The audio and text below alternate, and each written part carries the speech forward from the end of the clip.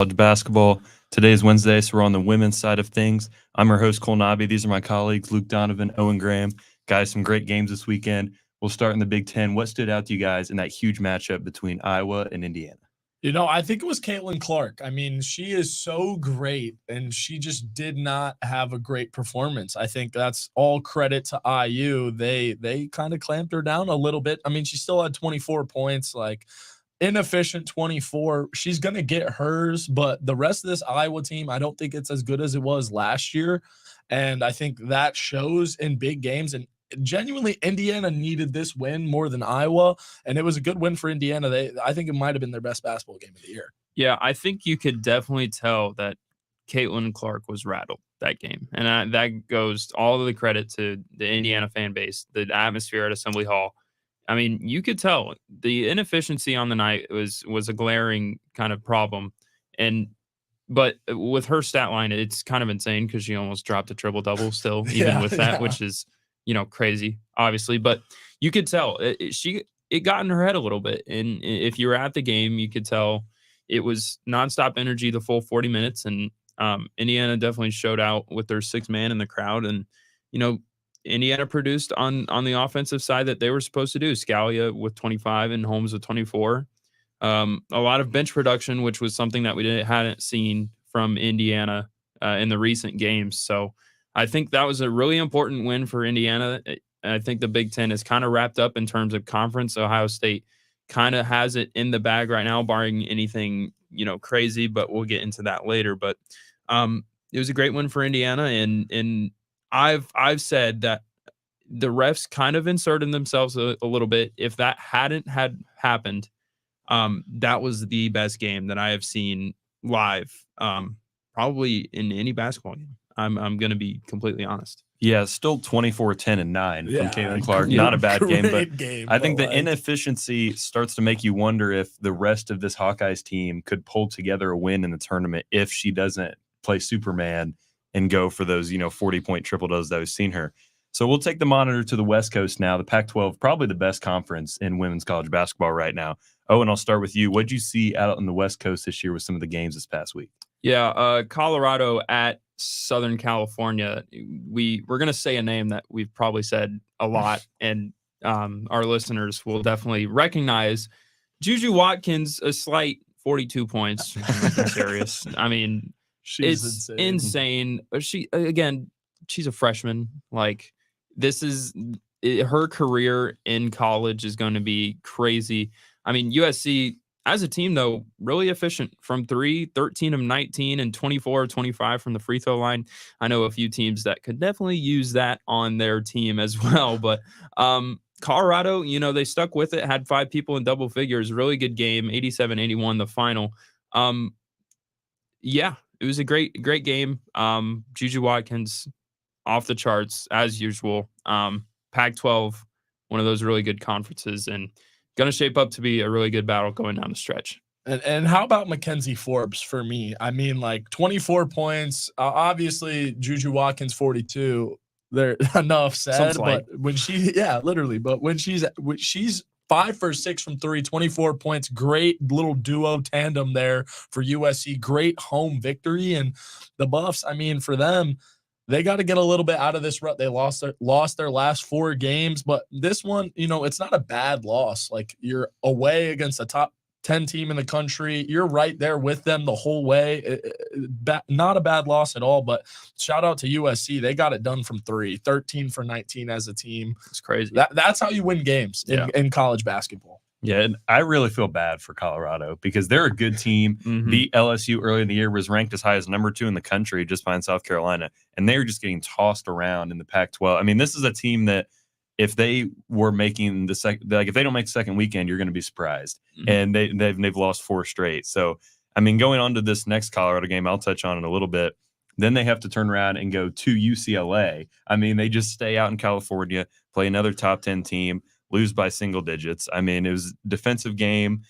I mean, 10 points for Sherrod. I mean, they couldn't really get anything going either team. UCLA sticks it out a little bit. And yeah, like you guys said, on that 4-game losing streak, we head over for one of our last ones with the ACC. NC State one of those teams that's right there on the 1-2 seed line, and they dropped a huge one. I mean, Luke, what do you think? I mean, Duke, huge win, but NC State really is more at fault for this one.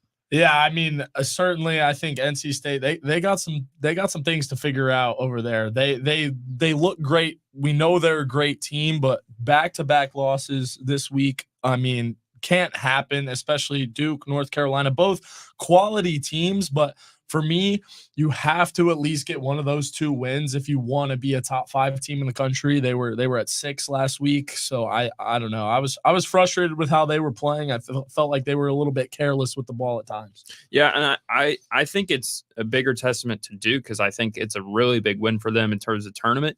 They now sit in that like 7 seed range, which I mean, I would say like 7 to 12. It can go like many different directions, especially with the last few weeks and the last few games of the season, both on the men's and women's side. So I think getting that really, really big win at your home floor when NC State's coming to town, I think that's huge for your tournament resume, of course.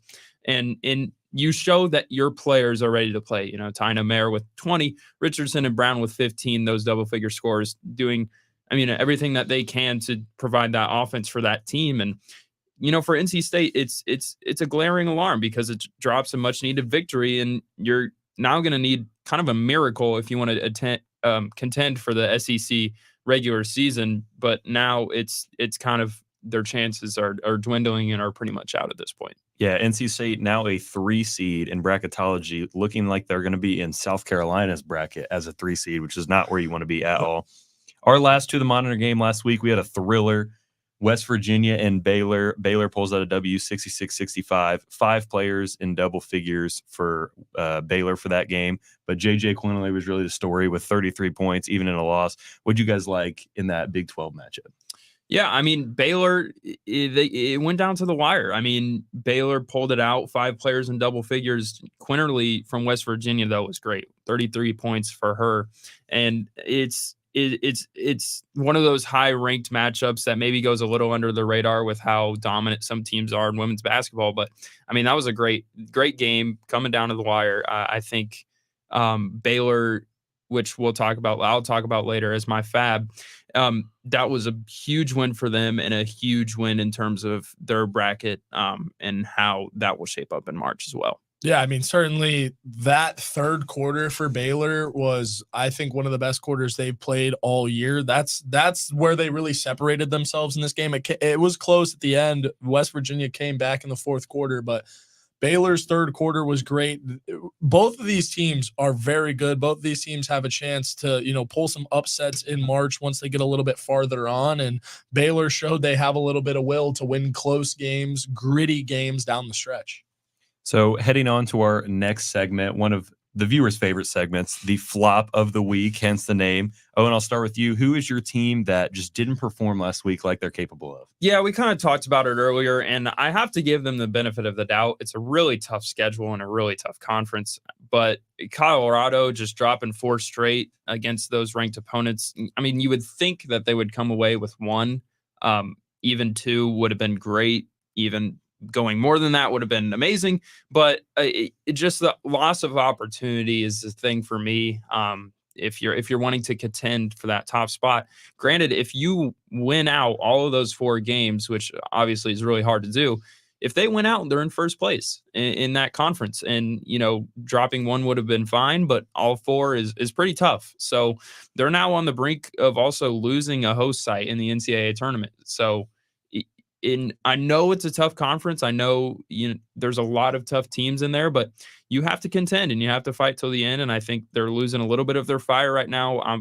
They've got 2 pretty easy matchups against Washington and Washington State. I think that you have to win both and make some noise in conference tournament in order to submit your spot for a host site in the NCAA tournament. But when you get into that conference tournament, it's going to be tough because you're going to see a lot of really tough talent in that tournament, and you got to take advantage.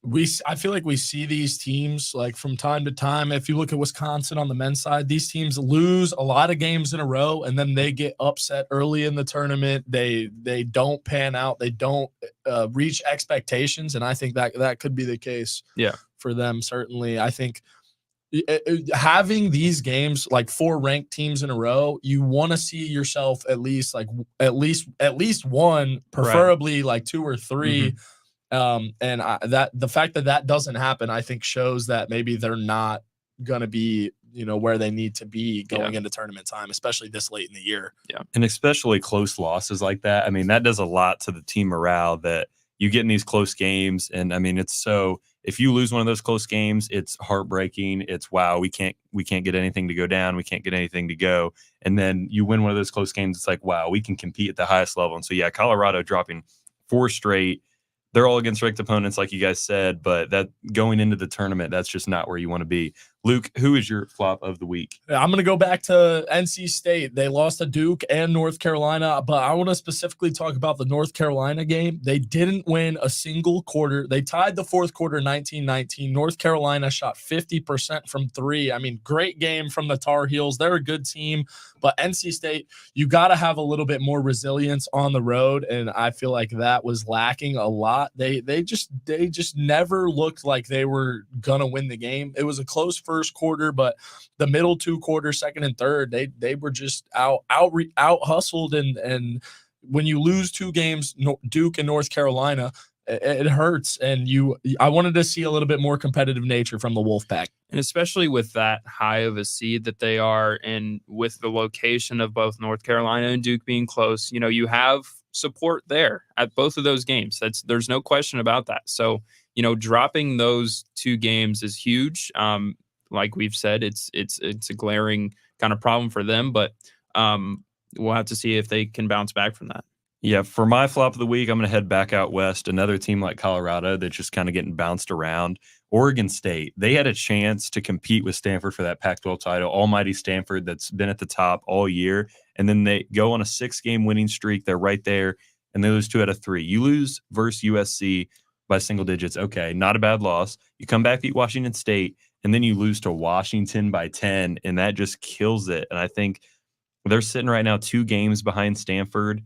They have to play Stanford. That looks like it is tomorrow. Yeah. But, I mean, and they should beat Cal in the last game of the year, but now they have to hope that Stanford drops another one just to maybe get a share of that Pac-12 title. So, I mean, that's a team that's fighting for a 2-3 seed. They're now on the 3 seed line. They were on the 2, so that is our flops of the week. Now we head over to a little bit more positive segment, the fab of the week. I'll start with this time with you, Luke. Who is your fab of the week that played great? I got to go with Duke. I mean, Duke was just phenomenal in their win against NC State. They've showed that they're a really good team. They're on the 7 line right now. I think they can maybe get to the 6-5. I think if they keep playing well, they're going to be in a great spot. They beat Syracuse as well with Deja Fair. Deja Fair was locked down in that game. 7 for 25 from the field, 1 for 7 from 3. She's 5th all-time NCAA women's basketball scoring, and she was clamped up. Duke was up 18 points at the half. Just a phenomenal week for the Blue Devils. Just a great performance. They held Syracuse to 6 points in the second quarter. Can't say enough. Beating NC State, beating Syracuse, great week for Duke. They're looking to gain some momentum this week for sure. Yeah, when you talk about the ACC, I mean, it doesn't really get any easier if you're talking about the Pac-12 either. I mean, it's you got like at most like 5-6 teams that are ranked at a time in that conference, and then you have teams like Florida State, Duke, North Carolina, who are all 11-5 and 10-6, and could make an argument for a rank. So. With Duke, those 2 wins, especially against those ranked opponents, are huge and gives them a lot of momentum going into the final games of the season. Especially coming off the 2 losses last week. I think it was exactly what Duke needed to do. If you look at Colorado, we talked about, they lost their 4 ranked games. Duke was able to get the latter of their 4 ranked games. So I think now they have some momentum. They play North Carolina and Virginia, but if they can win if they should beat Virginia, and then if they can compete against North Carolina, they're in a good spot. Yeah. All right. Guys, I love the Pac-12. I don't know what to say. My fab of the week is Arizona. They were down to 7 players. I mean, this is like the Colin Sexton Alabama game, where they had 3 players on the court. They're down to 7 players, and they go beat top-seeded Stanford in their building, first time since 2001. Stanford had a 9-point lead. just a few minutes left in the game. Arizona finishes on a 19-3 run. Freshman Jada Williams had 14 of her 23 in those final minutes. And now Arizona has pushed up, according to Joe Lunardi, has pushed up into the first 4 out. I mean, they are making a really strong push to get into the NCAA tournament. They've won 4 in a row, and they now have 2 ranked opportunities with USC and UCLA to finish out their season. I like Arizona as a little bit of a sleeper maybe to sneak in. And, I mean, just like we talked about with Colorado on one end, losing games down the stretch. Now you have a team who could make the tournament that's coming off a huge win streak. So I love Arizona. That's my fab of the week. I love it. Yeah, I mean, you have to just like admire how big of a win that is. I mean, with going down 7 players and you haven't beaten Stanford at home since 2001, it's just getting that win is huge because, like you said, they're now a first or last 4 team in the bracketology. So, you know, it's wins like those that can really, really propel your bracket stocks. So Arizona, I mean, like we said, we love the Pac-12. I mean, they're doing great. They can make some noise in the tournament, and I agree with you, Cole. I think that's a team to watch when you go into March to make some noise that maybe not a lot of people are expecting. And Stanford did have Cameron Brink out. I don't want to sell them short. They're a 1 seed in the tournament. They're the best team in the Pac-12. They did have her out. But yeah, huge win for Arizona. Owen, Baylor, your fab of the week. What'd you like about Baylor? Yeah, Baylor, I mean, they're riding a 4-game winning streak, and I think all of them are really impressive. The most impressive is the tight win that we talked about with West Virginia, and another one with Cincinnati just this past week. I think they play some really great defense, and I think that gets a little bit outshined, especially in women's basketball. You kind of rely a lot on scoring now, but the defense for Baylor is great. Only 3 players average double figures on their team, and their leader, excuse me if I say this wrong, but Dreana Edwards, I believe it is. She scores just 11.9 points a game. So, I mean, it's not like they have some kind of go-to scorer every game. It's not like they have a high-level scorer every game, but their defense makes it up on the other side of the floor. Right now, I'm going to keep going with the hosting factor because I think that's really important when you get to the tournament. They fall in that 5 seed spot right now. If they can continue on their momentum and maybe win out the rest of the season, they could contend for that host spot come tournament time. Yeah, certainly if they make some noise in the conference tournament, I think they can get a host spot. But for Baylor, I think the thing they do the best is just control the game. If you can control the game, control the pace, dictate the flow, and be in your rhythm, because every team has a different rhythm. Baylor, when they do that, that's how they win games, and they're very good at it. Certainly, I would like to see them host some games because I feel like being a defensive team, you can be outshot, but it's not every day that you get outshot, and they're good enough to stay in some close games and get the dub. The only thing I will say if they host the tournament is that camera angle that we talked about on the men's side. That camera angle is going to make a lot of people upset, but like we said, on the men's side, the arena is great, but that darn dude, angle, you read my. I was just about to say, are we sure we want them to host? When we have to watch on that TV. I'll say Baylor is competing for a host site with teams like Colorado and NC State. They're only 2 slots behind Colorado in the net rankings, which we know should go down soon. I mean, with all the losses they've had. Yeah. We'll head to our next segment number 4, the mid-major segment. What did you guys like about some of the smaller schools in action this past week? I'll go ahead and start this one out. I got a strange little poll out here from the Metro Atlantic Athletic Conference. The Fairfield Stags. I don't know what a stag is. I can't say that. It's a deer. It's a deer. Come on, man. The Fairfield Deer Stags, or whatever they're called, they are undefeated in conference, and they've only lost 1 game on the year. They're 24-1 overall. The duo of Megan Anderson and Janelle Brown on that team is exceptional. 16 points per game for Anderson and 14 for Brown. I mean, you just talk about dominance in that conference, especially in conference. I mean, it's not every day that you can say, yeah, we're undefeated in our conference tournament and we got like 1 or 2 games left in the season. So I think that is just huge. I mean, it just goes to show how well your team does. And especially with the overall record, you're not losing a lot of opportunities.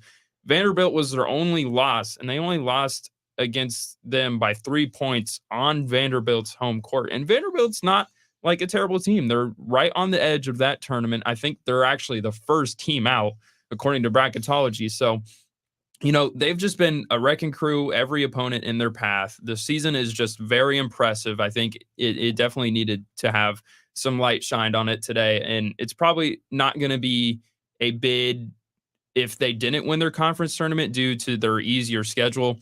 But I mean, the automatic qualifier for them is looking really, really good right now. And the bracketology actually gives them quite a bit of respect, having them a 13 seed right now. They don't have to go against a 1 currently.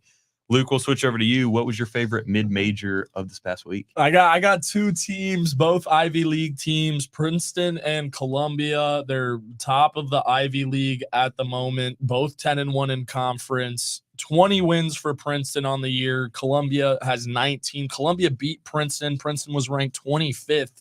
67-65, Columbia on their home turf, getting it done.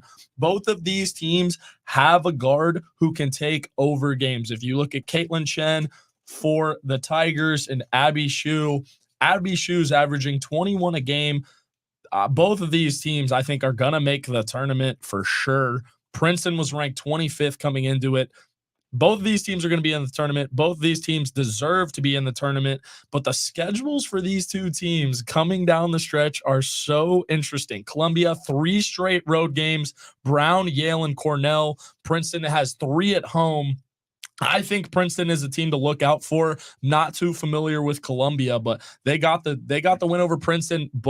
I think both of these teams could win possibly a game or 2 in the tournament due to their guard play. Yeah, I remember when Princeton came to town when Indiana, I think it was either 2 or 3 years ago when Indiana was hosting the women's tournament, and Caitlin Chen, she just has an automatic trigger. If she is open, she's going to take that shot. Now, granted, she didn't do the best in that game. She was 3 of 13 from the field against the Hoosiers, but if Chen still has that mentality, which it seems like she does, and then she starts making down shots, you're going to have a lot of production from her, and you're going to have a lot of production from the rest of your team, and definitely make some noise. I feel like Princeton is just always a program that's just there, and they're doing their thing in the Ivy League, but no one really talks about in it. any sport, really. In really any sport. And Princeton on the men's side are also, and making some noise. And I, of course, made that run last year in beating Arizona, making it the Sweet 16, but the Ivy Leagues, man, you got to start talking about them. There's some smart people. They're smart basketball minds. You know what I'm saying? And Princeton actually a 10 seed right now in bracketology. Columbia a 12, even though Columbia is technically the automatic qualifier right now. I'll head over to my mid-major. Similar to you, Owen, just wanted to shout out a team that's just been dominating the mid-major schedule, the Jackson State Lady Tigers.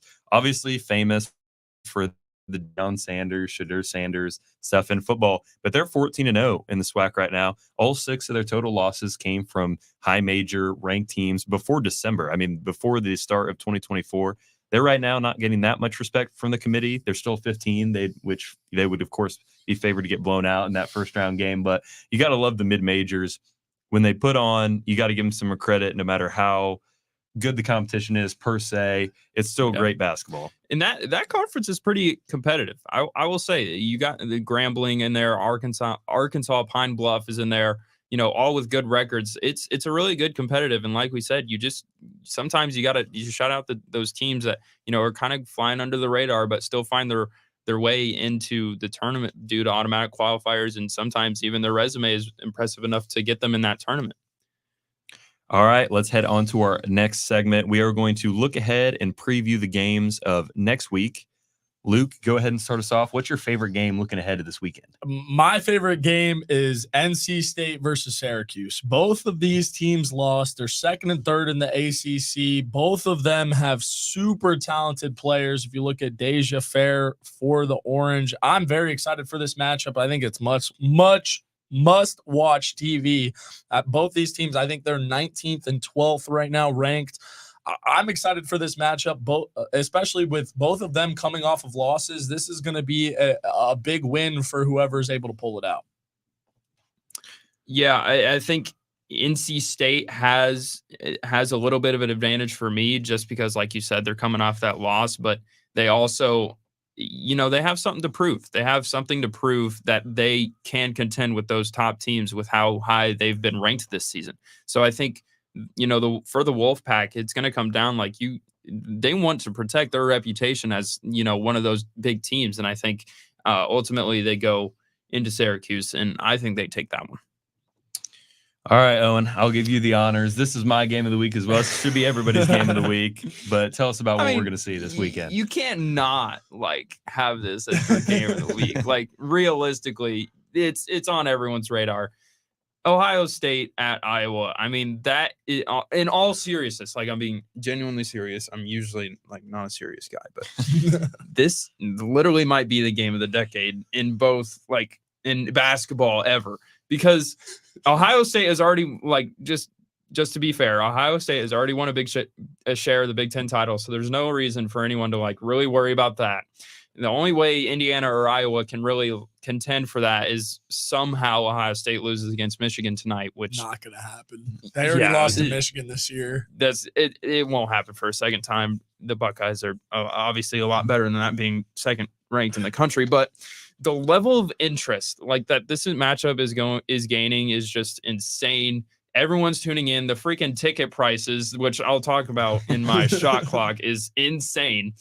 But Caitlin Clark, she's going to do her thing. She's going to score, 20, 30 maybe, and drop a triple-double, some slight for her again. Normal day. Ohio State has such a well-rounded roster, and especially with that defensive pressure, they could easily go ahead and ruin the night for the Hawkeyes. Now, I'm going to make the take, and I'm going to bite the bullet. And if it's wrong, I promise, and I promise to the viewers, I will wear a clown nose to the next time that I'm on a podcast. But here it is.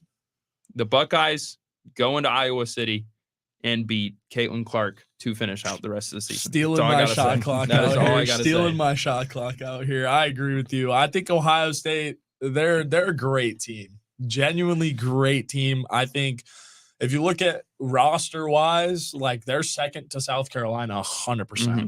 Yeah, and it's again, the return of JC Sheldon is just most comeback player of the year, hands down. If there was an award, give it to her. In Iowa City, though. Yes. Ohio State's winning. You confident? I am not. I'm confident in the Buckeyes. I am confident that I will not waste a tick of my gas in my Honda Civic to drive to Party City and buy a clown nose. That's how confident I am. All right. We moving on to the last one. Luke, you had another game that you're really looking forward to. What do you like in the Big 12? Yeah, Texas and Oklahoma. I think it's a very intriguing matchup for me. I think Oklahoma's in a position where they're trying to kind of work themselves into maybe hosting. I don't think they will end up in a host site, but Texas, one of the best teams in the nation. It's two great teams matching up against each other. Oklahoma at home, for me, I think they have a chance to compete, and I'm excited for this one. It's later today, so I'm dialed into that tonight. Tuned into that.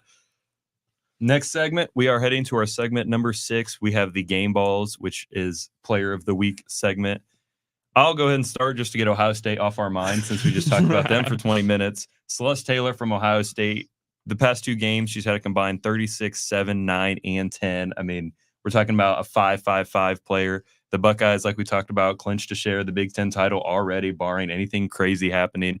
She scored in double figures in all 10 of Ohio State's 14 straight wins, which is unheard of in a major conference unless your name's South Carolina. That is my game ball. Luke, I'll head to you. Who is your game ball? I got to go to Elizabeth Kitley, Virginia Tech. I know Zion Brown, who's on this podcast from time to time, he's a big fan of the Hokies, so I'm going to give Elizabeth Kitley her flowers. She's been great this year, averaging 24 points a game almost, double-double on the season. Two great outings against number 18 Louisville, had 26 and 13, and then followed it up against North Carolina with 34 and 6. I mean, she's the fuel to this Hokies team, and Zion said it before. This is a Final Four team from last year. They almost beat LSU last year. I think they are gonna make a run in this tournament, and I would not want to play them just as much as I wouldn't want to play South Carolina or Ohio State or any of these other top teams. Yeah, just like we talked about a little bit last week when Zion brought it up. I mean, this Virginia Tech team had a great year last year and kind of flew under the radar behind all the Caitlin Clark, South Carolina drama. So, yeah, very good team. Well, for my game ball, I'm gonna go easy and say Juju Watkins, of course. I mean, it's just insane. Like, I can't like stress this enough because it's just so impressive. She's dropping like 50 and 40 a game like every other week. Like, it's like she's in the NBA right now and in the WNBA. Like, I don't understand how someone can be that good at basketball. She's like, so good. She's so man, good. Such a fun player. But I have another player that I wanted to touch on that I think I touched on a little bit earlier, but it didn't really get the light. Kiki Rice for the Bruins had 20 points with 9 boards and 4 assists against hosting Colorado just this past week. And I don't know if you guys saw it, but on ESPN, she like did this circus layup where she like twisted in the air and like just flipped it behind her head and like somehow it made it. She's very athletic for UCLA. They're doing great things as a team. Juju Watkins, of course, she'll probably be on my game ball for the rest of the way. But Kiki Rice also getting some light, and those are my 2 good players of the week. Before we get to our infamous shot clock segment, we are introducing a new segment on the podcast this week. It is called Guess the Call. We are going to take a highly touted, memorable call from one of the best, and we're going to have to try to guess exactly what game that was from, the player that shot the shot, the team's record, whatever we can remember. I don't have good memory. I don't have good memory. But let's see who we got. Jack, with help from our producer, Jack, here is the call. Hopefully you guys can hear it over the air. Here they come. One timeout. They don't take it.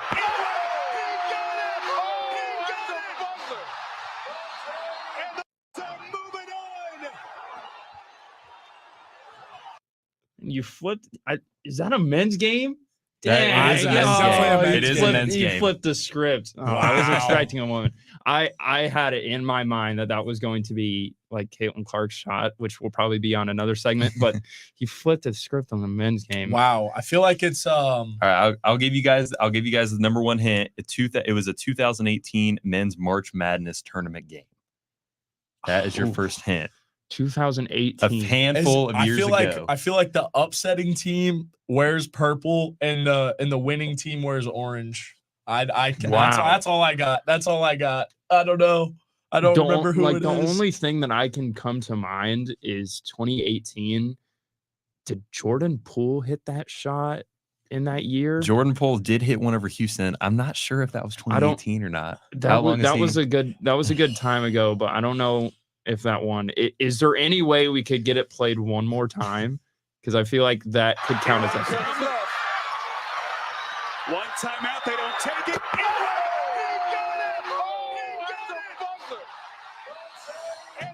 Man, the whoa at the buzzer is like stumping me because I've heard that before. Do we have another hint? Is it UMBC? Not didn't UMBC win that year? UMBC probably won that year, 2019, but UMBC won by 20. Virginia, Your second hit, it was an upset game in the first round, a 6 versus 11. 6 versus 11. Wow. I've totally Texas Tech comes to mind for some reason. Who was the team that they played though? I'm stumping. I'm stumped. Do we have any more hints, or are we just last hint? One was a team from Illinois. One was a team from way down south in Florida. So it's Loyola. Absolutely. For sure. Yeah. It was the number 11 seed Loyola University Chicago. They beat number 6 Miami on Dante Ingram's last second 3-pointer to win the first round. What a shot that was, by the way. That was what crazy. A shot. And Loyola Chicago won a couple more games after that, I believe. They didn't stop there. Was it Sister Jean? Is there like spirit animal? Sister Jean on the sideline every game. Sister Jean.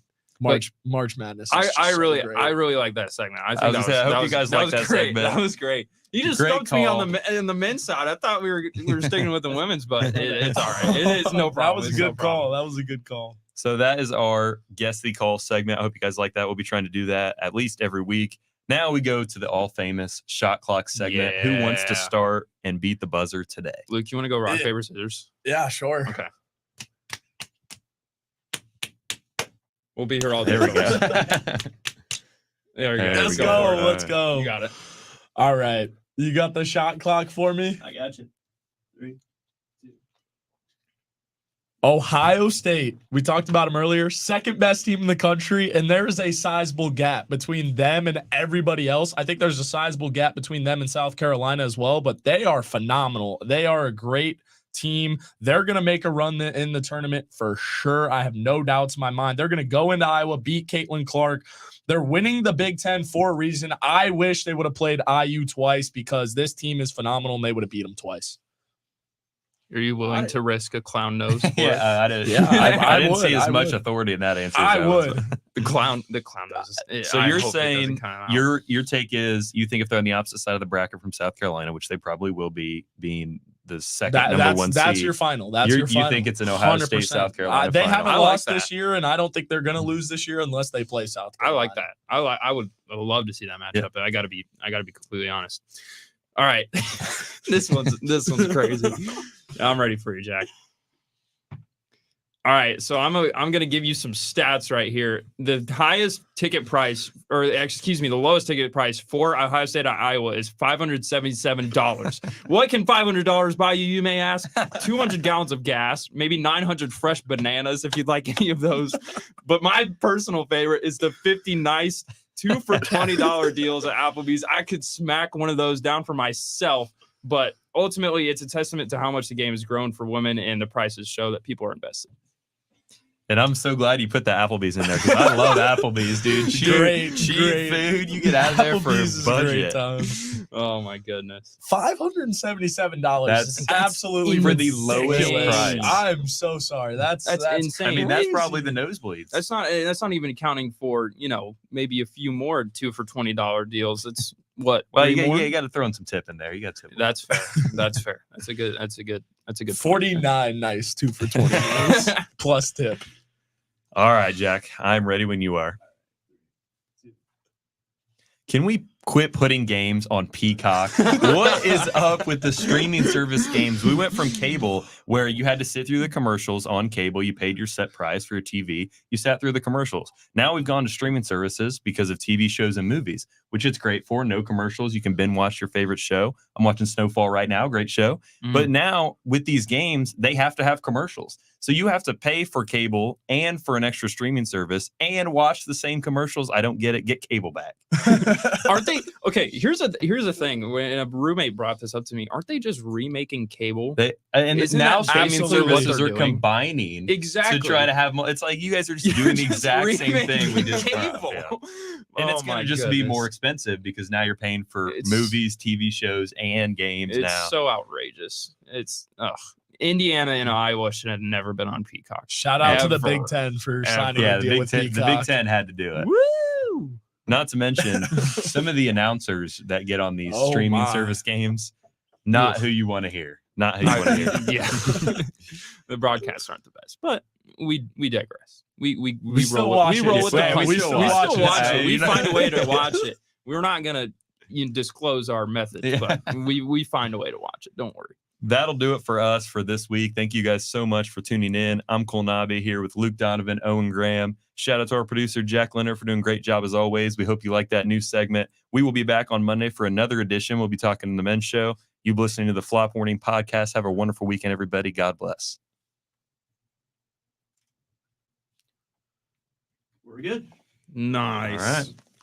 That was fun.